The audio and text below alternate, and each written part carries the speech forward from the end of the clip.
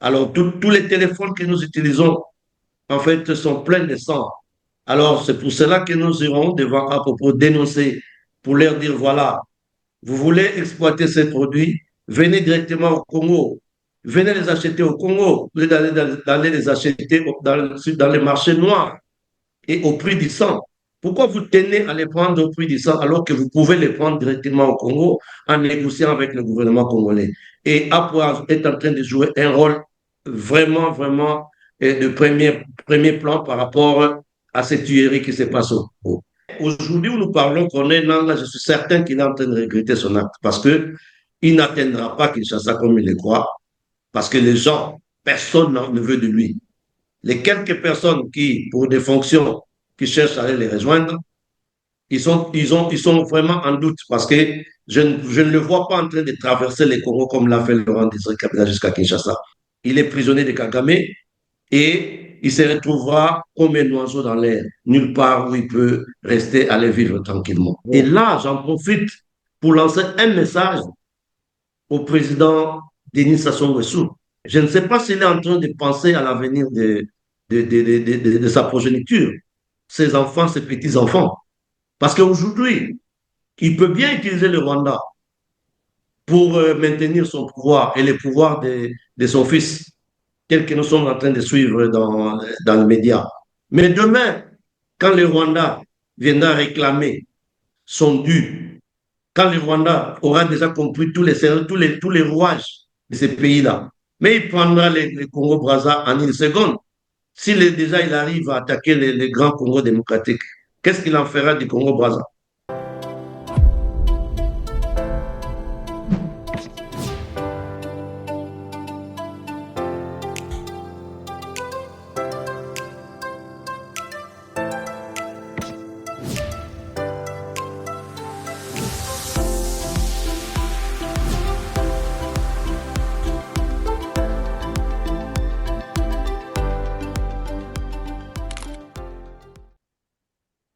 bonjour, Barthe Ngoma. Bonjour, bonjour, mon frère Christian Perrin. Merci, vous êtes président de la Société civile congolaise de la diaspora de Londres. Un plaisir de vous avoir sur R7 pour nous parler de la mobilisation que vous envisagez pour dénoncer la complicité de l'Union européenne, dont le génocide en RDC. Voici 30 ans que cela dure. Une invasion dont les derniers combats avec le M23 soutenu par le Rwanda ont fait plus de 3000 morts. Un bilan encore provisoire. Suivez. En République démocratique du Congo, les combats ont repris dans le sud Kivu. Ils opposent l'armée congolaise et ses alliés au M23 et aux militaires rwandais. Des combats qui se concentrent autour de la localité de Nyabibwe dans le territoire de Calais. Le porte-parole du gouvernement congolais, Patrick Mouyaya, affirme que les positions de l'armée ont été attaquées et que le M23 a rompu le cessez-le-feu qu'il avait lui-même unilatéralement déclaré avant-hier. Plus au nord, à Goma, le bilan des affrontements lors de l'entrée dans la ville du M23 et de soldats rwandais ne cesse de s'alourdir. Il s'élève désormais à 3000 morts selon les Nations Unies et il est toujours provisoire. 2000 victimes ont déjà été enterrées mais 900 corps se trouvent toujours dans les morgues, sans compter des cadavres en décomposition qui n'ont pas encore été évacués dans plusieurs quartiers. Des victimes civiles pour la plupart. S'il y a peu d'informations sur les victimes, 70% des blessés pris en charge par le CICR sont des civils, 77% blessés par arme à feu, 22% suite à l'explosion d'armes lourdes. Les combats en ville ont donc touché en grande majorité la population, estime Bounaïma Sidi Mohamed, le directeur adjoint d'Ocha en RDC, basé à Goma. Voilà, Bart Goma, le M23 soutenu par le Rwanda, je l'ai rappelé, d'entre deux jeux, a rompu, comme vous l'avez entendu dans ce reportage, le cessez-le-feu qu'il avait lui-même déclaré unilatéralement. Cela veut dire que les combats continuent. Le Rwanda, vous le savez également, est formellement accusé d'invasion et de massacre en RDC. Derrière le Rwanda, c'est l'Union européenne et les États-Unis. Vous nous disiez que vous êtes en train d'organiser des manifestations pour condamner la complicité de l'Union européenne dans le génocide en RDC. Comment ça va se passer? Où, quand et lesquels pourront prendre part à ces manifestations? Merci beaucoup, monsieur le journaliste, pour cette opportunité que vous nous donnez de passer sur votre chaîne, une chaîne qui est en train de prendre de l'ampleur parce que j'ai eu écho de cette chaîne à travers des amis comme Jean Didier et puis M. David à partir de la France. Et c'est un plaisir pour moi et plutôt un honneur que je sois invité à cette émission. Alors, d'emblée, je dirais effectivement, c'est samedi, le samedi 8 février 2025. C'est un grand jour pour nous, Congolais en particulier et Africains en général. Un jour qui restera gravé dans les mémoires des gens ici en Angleterre et en Grande-Bretagne en général, parce que c'est des dizaines de milliers d'Africains qui vont défiler dans les rues de Londres. Alors, nous sommes déterminés à prendre vraiment le riz de Oxford Circus, des quartiers très, très mouvementés du centre-ville. Nous voulons vraiment les encercler, ces quartiers-là, ces rues-là. Et nous avons aussi un message à adresser à BBC parce que c'est sur notre route.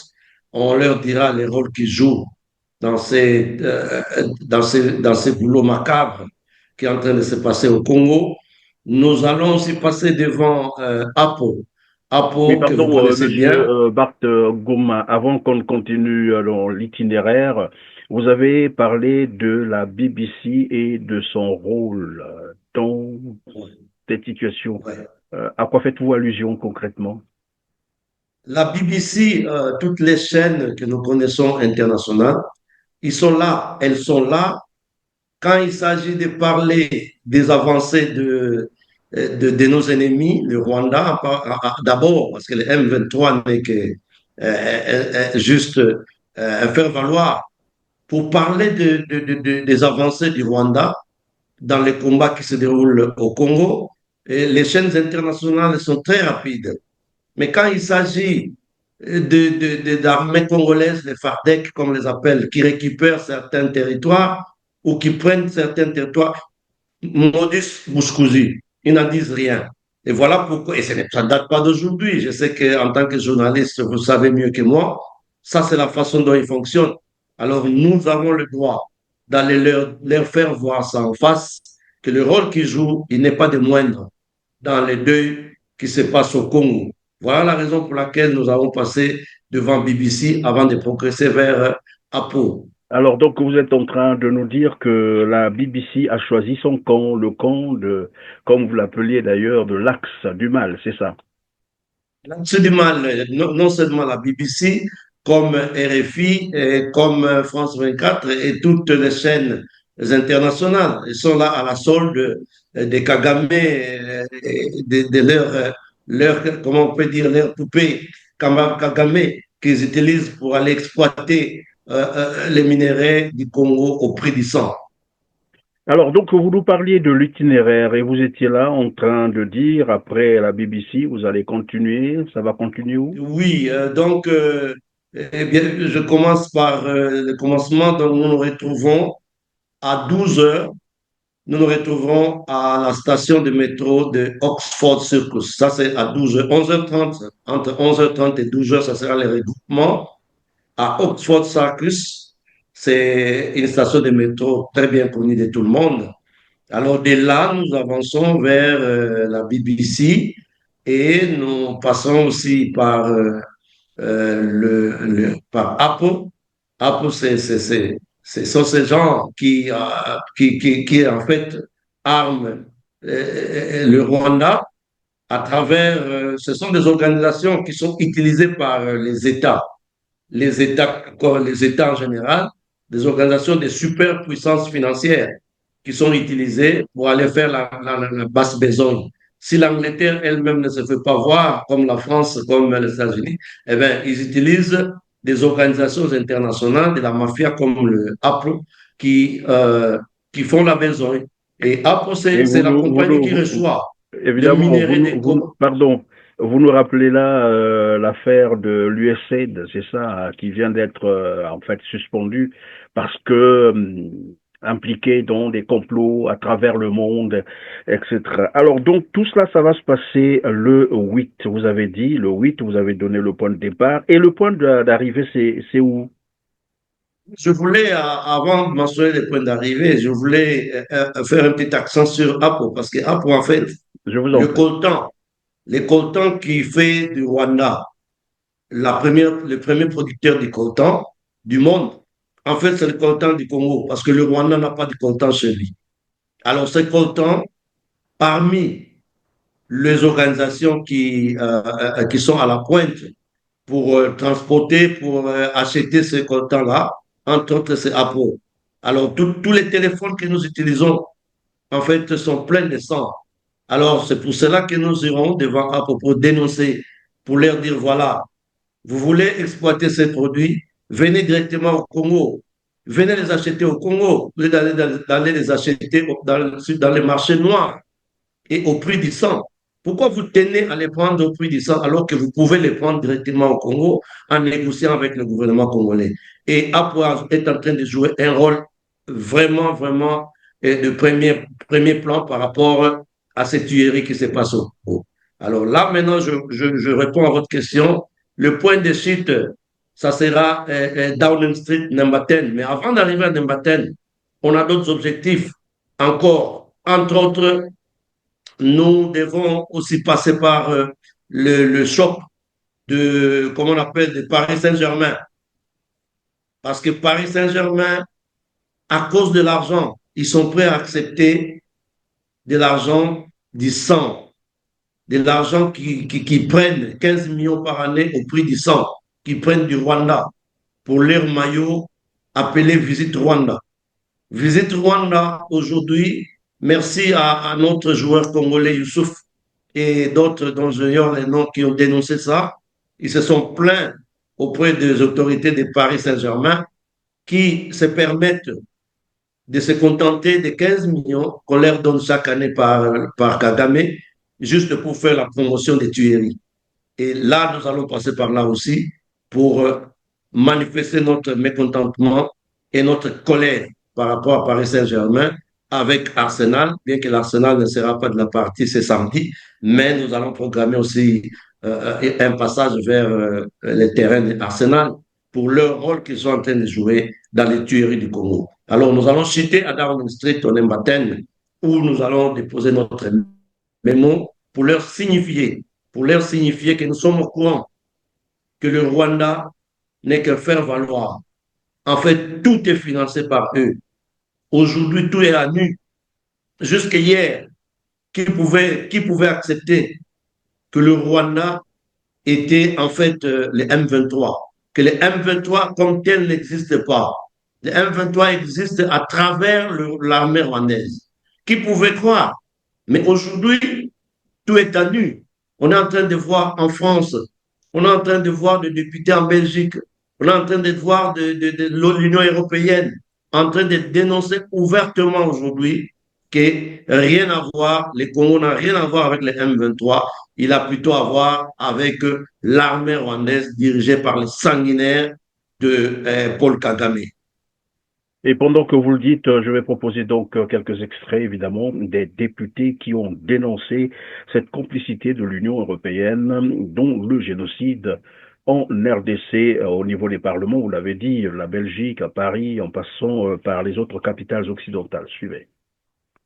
Ça fait presque 3 décennies que cela dure. Nous savions, en tant qu'Union européenne, très bien ce qui se passait à l'est du Congo au moment de conclure, dans le silence le plus absolu, cet accord sur les matières premières. Et c'est là où il y a évidemment un décalage entre les paroles et les actes, qui fait que la méfiance de la population congolaise vis-à-vis de l'Union européenne, sa politique étrangère, augmente. Et je le comprends tout à fait. Quand on, d'une part, dénonce la violation de l'intégrité territoriale du Congo, mais d'autre part, envoyons des millions à l'armée rwandaise, c'est incompréhensible. Quand d'une part, on dénonce le pillage des ressources congolaises par le Rwanda et d'autre part, on fait un accord privilégié pour l'exportation de ces ressources, effectivement, on est complice. Depuis plus de 30 ans, le conflit qui ensanglante la région du Kivu et plus largement l'est de la RDC ne cesse de préoccuper la communauté internationale sans pour autant qu'elle prenne une position claire et sans ambiguïté. À chaque action des milices, à chaque drame, une condamnation, un soutien et rien de plus. Avec la prise de Goma par le M23, nous atteignons un point de bascule. Là encore, il n'y a eu qu'un soutien à la RDC et une condamnation du M23 et du Rwanda. Alors, n'est-il pas temps, Monsieur le Ministre, d'aller au cœur et au fond du problème, c'est-à-dire de prendre enfin des sanctions ciblées contre le M23 et surtout contre les deux pays qui le soutiennent et l'arment depuis bien trop longtemps, à savoir l'Ouganda et le Rwanda. La France condamne fermement l'offensive menée par le M23 et soutenue par les forces armées rwandaises. Rien que pour vous rappeler, l'Union européenne finance à hauteur de 20 millions l'armée rwandaise pour intervenir au Mozambique, sans aucune garantie ni aucun contrôle que ce financement n'aille pas ailleurs. Le Rwanda est un exportateur de coltan, alors il n'y en a pas un gramme sur son sol. Ce serait l'honneur de la France d'être à la tête de demandes de sanctions contre l'Ouganda et contre le Rwanda. Alors, Bart Ngoma, voilà, vous avez donné l'itinéraire, l'heure, probablement, vous avez dit c'est une manifestation à laquelle pourrait donc assister toute la communauté africaine, les amis. C'est panafricaine. La manifestation est panafricaine. Elle est panafricaine. Voilà, et vous dites c'est une marche ou bien après il y aura un meeting ou bien populaire ou comment ça se passe concrètement? C'est quoi? Sit-in? Finish, quand on va arriver devant Downing Street, Nembaten, eh ben, nous allons nous adresser aux autorités là-bas. Il y aura des discours qui seront prononcés par des très hautes personnalités dont nous taisons les noms pour l'instant, pour des raisons stratégiques, et des très hautes personnalités d'une grande envergure, que ce soit des personnalités congolaises ou africaines, vont lancer un discours, vont prononcer des discours sur place à Namaten. Et c'est par cette note-là que nous terminerons notre manifestation aux environs de 17 heures.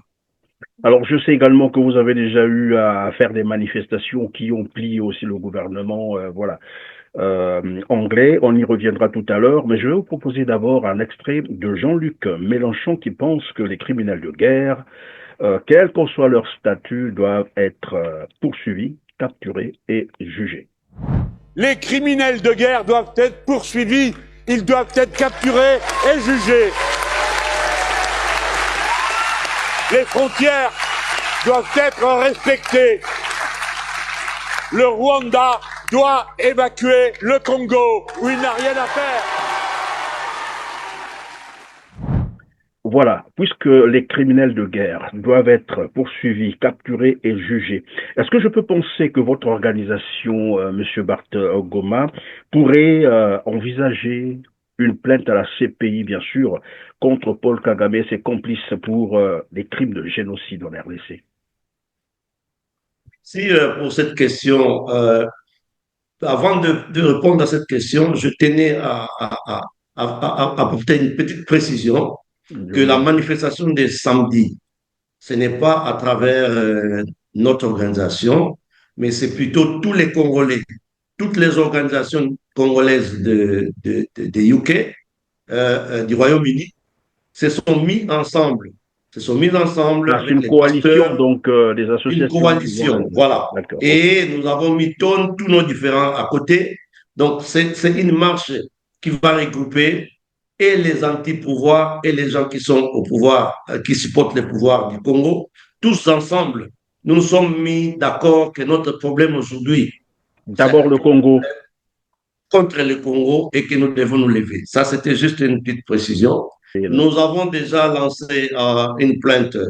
Il y a déjà une pétition qui est en marche, qui a déjà été lancée. Et nous allons, on a oublié de vous envoyer ça plus tôt, mais nous allons vous l'envoyer afin que vous puissiez la publier aussi, la pétition qui demande vraiment que Kagame soit à l'arrêt. Et dans le même ordre d'idée, j'en profite aussi pour vous dire que nous avons aussi lancé une pétition, une lettre ouverte aux députés anglais ou britanniques. Comme ça, on peut peut-être bénéficier, nous voulons les pousser afin que ça puisse passer comme une motion au Parlement britannique. Chaque député, et j'en profite pour demander à tous ceux qui nous suivent maintenant, Congolais comme autres Africains, de prendre cette lettre auprès de votre chaîne afin qu'ils puissent, disons, ces liens-là, afin qu'ils puissent participer à cette vaste opération auprès de députés britanniques. Alors donc nous étions là sur enfin une probable plainte contre parce que de toute façon aujourd'hui c'est formel, c'est connu de tout le monde que le Rwanda a envahi finalement la RDC et je disais d'entrée du jeu ça dure déjà quand même plus de 3 décennies avec plus de 10 millions de morts, un génocide que tout le monde est en train voilà d'observer de loin, mais aujourd'hui le monde entier est mobilisé sur cette question et le Rwanda est formellement condamné à ce sujet. Alors, je disais tout à l'heure... Comme si les 12 millions de morts ne suffisaient pas, oui. Hier, pas plus tard que les quelques jours ici, avec la guerre des Goma, on nous parle de 3000, comme vous l'avez dit, on mentionne 3000, alors qu'en réalité, les chiffres que nous connaissons déjà aujourd'hui, c'est plus de 10 000 qui sont décédés grâce aux atrocités du Rwanda, rien que pour la guerre de Goma. En fait, vous êtes en train de dire que le chiffre de 3000 a été minoré, c'est ça? Ils ont... Comme d'habitude d'ailleurs, comme d'habitude d'ailleurs. Alors, parlons donc, revenons donc sur ce qui se passe évidemment en RDC, le drame, il faut dire les massacres, c'est le génocide qui continue. Nous l'avons dit déjà, c'est plus de 12 millions de victimes déjà, et tout dernièrement, avec les derniers combats, on compte déjà plus de 3000 morts. Je disais d'emblée que c'est encore un bilan provisoire. Mais dans cette situation, il y a ça c'est ce que peut-être que moi je pense, je semble noter une certaine confusion parce que on retrouve là-dedans aussi Corneille Nangaa qui est aussi un Congolais finalement, avec son mouvement Alliance Fleuve Congo. Comment ça se passe? C'est qui est en train de contrôler ces mouvements qui attaquent la RDC? Voilà. Avant, on parlait plus de M23, et puis est venu Corneille Nangaa avec son mouvement AFC. En fait, Corneille Nangaa, il est venu avec un aura un peu plus avancé et ils ont compris qu'il fallait, disons, une marionnette qui est un peu plus avertie et plus, comment on peut dire, plus intelligent et plus malin par rapport à ceux qu'ils utilisaient avant. C'est juste ça, ils ont juste changé de tête, ils avaient besoin d'une tête pleine probablement. C'est comme ça que Corneille Nangaa est venu avec un soi-disant nouveau mouvement, AFC, mais en réalité, l'AFC et le M23, c'est un seul corps. C'est un seul corps qui s'est fusionné et dirigé par, disons, la marionnette Corneille Nangaa, qui est au service de Kagame. C'est quelqu'un, Corneille Nangaa, je le considère comme un prisonnier en fait. C'est quelqu'un qui est allé risquer, il pensait que les choses allaient se passer aussi facilement que ça s'est passé au temps de Laurent Désiré Kabila, qui avait l'appui de tous les Congolais quand il était en train de pénétrer dans la Kinshasa et pour venir démettre Mobutu. Mais aujourd'hui où nous parlons, Corneille Nangaa, je suis certain qu'il est en train de regretter son acte parce qu'il n'atteindra pas Kinshasa comme il le croit, parce que les gens, personne ne veut de lui. Les quelques personnes qui, pour des fonctions, qui cherchent à aller les rejoindre, ils sont vraiment en doute parce que je ne le vois pas en train de traverser les Congo comme l'a fait Laurent Désiré Kabila jusqu'à Kinshasa. Et malheureusement pour lui, aujourd'hui, il ne peut pas faire marche-retour. Donc, il va continuer à tuer, mais qu'il se dise, qu'il se mette dans sa tête qu'avec le gouvernement occidental que nous sommes en train de sensibiliser, qui sont déjà d'ailleurs sensibilisés, mais nous voulons ajouter encore un plus, Corneille Nangaa n'arrivera jamais à Kinshasa. S'il m'entend aujourd'hui, qu'il mette ça dans sa tête, il va se retrouver comme un oiseau, parce qu'à un certain moment, il ne pourra pas fuir. Il est prisonnier de Kagame et il se retrouvera comme un oiseau dans l'air, nulle part où il peut rester, aller vivre tranquillement. Parce que la CPI est aussi sur sa tête. autant que sur la tête de Kagame. Oui, mais Bart Ngoma, est-ce que, je ne sais pas si vous avez suivi les informations de ce matin sur, bien sûr, Ngoma, où on a montré un meeting en plein stade, mais vraiment rempli. On parlerait d'enrôlement des jeunes. Vous ne craignez pas que finalement que ça devienne, j'allais dire, une guerre fratricide entre Congolais? Nous sommes aujourd'hui tous au courant des exactions qui se sont passées, les morts dont nous parlons, entre autres. C'est tous les jeunes qui ne se mettent pas d'accord avec Corneille Nangaa dans les zones qu'ils ont occupées. Toute personne qui résiste à un enrôlement, quand on est jeune surtout, directement se retrouve décapité. Et ils entrent de maison en maison pour aller prendre les gens de force. Et ces gens-là, je pense que la majorité des gens, devant une situation pareille, la seule solution qu'on a, c'est d'accepter d'abord et de voir le reste plus tard. Ça, vous n'en discuterez pas avec moi. Donc, les Mais gens sont c'est-à-dire, en train vous d'être êtes en train, enrôlés de pardon, force. pardon, monsieur Bart Ngoma, vous êtes en train de dire que c'est un peu l'effet de la dissuasion qui fait qu'il y ait eu cette foule-là au meeting de Corneille Nangaa, c'est ça? Et exactement. Et si vous observez les faits, vous vous rendrez compte que l'engouement qu'il y a là-bas, c'est un engouement de personnes qui sont devant un fait accompli. Je serai là, probablement, peut-être que je jouerai les mêmes jeux. En attendant, peut-être qu'on trouve une autre voie de sortie. On accepterait d'abord d'aller volontiers pour ne pas se faire tuer. Et c'est ce qui est en train de se passer aujourd'hui en Goma, devant les nez de l'opinion internationale. Alors, monsieur Bart Ngoma, pour mettre évidemment nos téléspectateurs dans le contexte, on va leur proposer ce reportage du meeting qui a eu lieu à Goma, dans un stade animé par Corneille Nangaa, et on revient sur le plateau.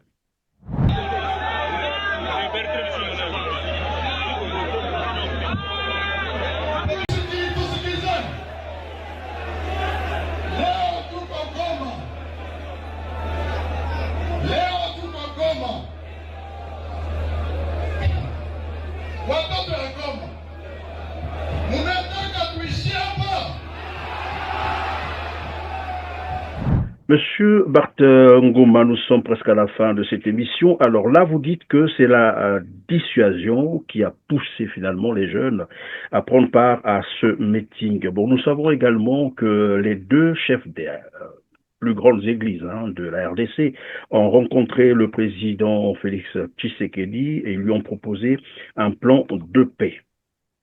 Et là, on a parlé de la cohésion nationale. J'insiste là, cohésion nationale. Alors, la question, c'est de savoir pourquoi parlerait-on de la cohésion. C'est vrai qu'on voudrait, dans un pays, dans la situation actuelle, que tout le monde soit derrière le gouvernement, évidemment, pour combattre l'ennemi. Mais on parle de la cohésion nationale, comme s'il y avait un souci bien avant. Et c'est devenu une tradition chez nous. On profite toujours des circonstances pareilles pour que les gens qui ne se retrouvent pas dans les régimes puissent trouvent une occasion pour pouvoir participer dans les institutions. Je peux me tromper. Si je me trompe, tant mieux parce que ce que nous aurons voulu, c'est que s'il y a comment on appelle, des négociations dans ce sens-là, de pourparlers, eh bien, pour une fois que ça fasse la différence, que ça ne soit pas pour un partage des gâteaux. Parce que si c'est à la fin, c'est pour partager les gâteaux, ça n'aurait servi à rien. Parce que je ne pense pas qu'un opposant, pour pouvoir participer à la guerre, prendre part pour son pays contre les Rwandais qui nous attaquent, qu'il y ait d'abord des concertations. Chacun là où il est, il peut se permettre de parler au nom du Congo. Il peut se permettre de critiquer. Il peut se permettre d'aller à l'encontre de ce que les Rwandais est en train de faire. Mais tant mieux, j'ai toujours milité pour l'unité, pour l'union. Si c'est pour parler, c'est pour que tous les opposants se mettent ensemble pour parler de quelle manière on peut bouter l'ennemi dehors, tant mieux, je veux applaudir. Mais si, au finish, c'est pour demander des postes, eh bien, je déplorerais ça parce que ce serait malheureux qu'on ait d'abord un poste avant de parler pour son pays. À quoi vous pensez lorsque vous parlez des postes, des gens qui veulent, ou si c'est pour se partager le gâteau, à quoi vous pensez concrètement? Ouais. C'est une tradition. À chaque fois qu'il y a des pourparlers dans ce sens-là, à la fin, tous les belligérants ou tous ceux qui se mettent autour de la table, chacun en sort avec un poste ministériel, avec un poste dans une entreprise publique. Et ça, ce n'est pas une fois. Nous avons vécu ça plus d'une fois. Et comme l'histoire se répète, je crains que les gens y aillent encore dans le même sens qu'avant. Mais toujours au dos de, comme qui dirait, sur le dos des populations meurtries. Voilà, donc, alors, puisqu'on parle de pacte social pour la paix, est-ce que je peux également penser qu'il pourrait y avoir des négociations entre le gouvernement de Kinshasa et le mouvement, mais là je précise, l'Alliance Fleuve Congo de Corneille Nangaa pour Voilà. mettre fin à tout cela? Alliance Congo M23 ensemble, mettons-le dans le même sac. Eh bien, Oui, mais pour lui s'il y accorder a au moins quelque... la garantie, pourquoi pas, parce qu'il y a des gens comme ça, il faut lui accorder une garantie, qu'il se sente en sécurité pour peut-être se retirer de là où il est, dans le gouffre où il se retrouve. Est-ce qu'on peut envisager de telles négociations, par exemple, pour sauver au moins la nation? négociation, pour moi, tout ce qui est négociation, si c'est pour la paix, j'ai toujours été pour. Mais la question, la grande question qu'il faut se poser maintenant, là, des négociations, pour quoi faire? Pour quel but?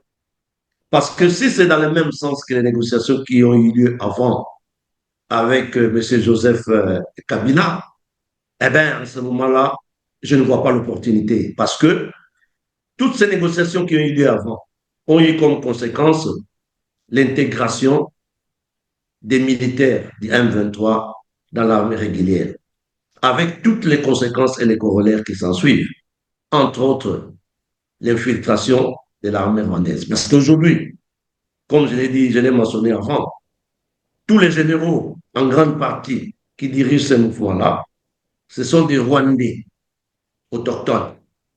Alors, vous prenez ces Rwandais, vous les mixez dans l'armée régulière congolaise. C'est ça qui nous a amenés au point où nous sommes aujourd'hui. Parce que pour votre gouvernement, si vous ne le savez pas, je vous le dis, tous les problèmes que nous avons aujourd'hui, les gens sont en train de spéculer, de voir comment un petit Rwanda peut arriver à bout du Congo, de la grande République démocratique du Congo. Eh bien, c'est simplement parce que l'armée a été infiltrée, les services secrets ont été infiltrés jusqu'à leur moelle épinière. Alors, si c'est encore une négociation dans le même sens, eh bien, nous disons non au chef de l'État. Ça ne sert à rien. Je suis dans la logique où il a dit, même s'il faut qu'ils viennent jusqu'à la porte de Kinshasa, les trouver, qu'ils viennent les trouver là-bas, mais qu'on ne leur donne pas l'opportunité de venir tranquillement comme ça devant, sans embûche. Ça, vraiment, ce serait pour nous une trahison. En ce moment-là, nous dirons que le président de la République, il aurait trahi les Congos. Ça, c'est mon Alors, point de vue et le point de vue de beaucoup de Congolais. merci Barton Ngoma, c'est la fin. Je vous laisse les quelques secondes qui restent pour conclure, notamment probablement un appel à lancer aux jeunes Congolais qui vous suivent et ceux qui vous suivent également à Londres. Voilà. Je profite encore de l'occasion une fois de plus de demander à tout Congolais, d'abord, à tout Congolais qui se dit Congolais, qui a un sang congolais avec lui. Et même celui qui n'a pas de sang congolais, mais qui a choisi le Congo comme sa patrie. Samedi, laissez toutes vos occupations, s'il vous plaît. Je vous implore. La nation, elle est seule. Vous n'avez qu'une seule nation qui est le Congo. Venez à cette manifestation. Venez avec vos enfants. Rappelez-vous en 2011, quand nous avons mobilisé plus de 10 000 personnes, il y a eu des effets. nous nous sommes fait entendre. À d'autres occasions, nous avons manifesté, nous avons pu arrêter même la déportation des demandeurs d'asile qu'on voulait amener au Rwanda, tous les demandeurs d'asile qui échouaient dans leur demande. On voulait les envoyer au Rwanda. C'était encore un plan macabre, parce que ce sont ceux-là qu'on allait faire comme des rebelles qui allaient rejoindre le mouvement M23. Nous avons fait arrêter ça grâce à nos marches, grâce à nos pétitions, grâce à nos mémos que nous introduisons dans les maisons, dans les chancelleries de pays d'Occident. Alors, venez nombreux, les Africains, nos frères africains, venez nous appuyer, car aujourd'hui c'est nous. Demain, nous ne savons pas dans leur plan who is next. Oui, mais de toute Venez façon, nombreux, tout le monde sait, pardon, Barton Goma, c'est bien la fin, mais c'est à signaler, tout le monde sait que si jamais ça se terminait très mal en RDC, c'est toute l'Afrique qui va en pâtir. Ça, tout le monde le sait. Et je rappelle un peu cette image qu'on a toujours donnée. L'Afrique est en forme de revolver et la gâchette. Et là, j'en profite pour lancer un message au président Denis Sassou Nguesso. Je ne sais pas s'il est en train de penser à l'avenir de sa progéniture, ses enfants, ses petits-enfants. Parce qu'aujourd'hui, il peut bien utiliser le Rwanda pour maintenir son pouvoir et le pouvoir de son fils, tel que nous sommes en train de suivre dans les médias. Mais demain, quand le Rwanda viendra réclamer son dû, quand le Rwanda aura déjà compris tous les rouages de ces pays-là, mais il prendra les Congo-Brazza en une seconde. S'il est déjà il arrive à attaquer les grands Congo démocratiques, qu'est-ce qu'il en fera du Congo-Brazza? Et là, M. Denis Sassou Nguesso est en train d'écrire une très mauvaise histoire. Il est temps de te ressaisir.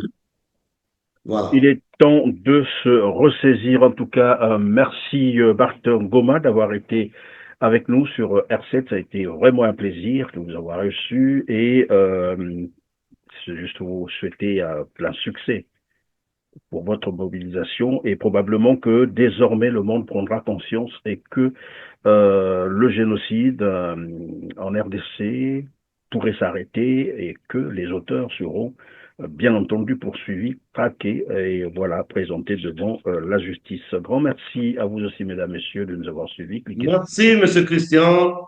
Je dirais plutôt le plaisir est à moi. Je vous en prie, merci. C'est la fin de cette émission. Cliquez sur le petit pouce en bas de la vidéo, partagez et dites-nous en commentaire ce que vous en pensez. Alors, tout le monde, notamment les Africains, j'allais dire, la communauté africaine, mais aussi la communauté occidentale qui aime l'Afrique, vous êtes conviés évidemment à cette marche de dénonciation, la complicité de l'Union européenne, donc le génocide en RDC. On se dit au revoir et à très bientôt. Merci.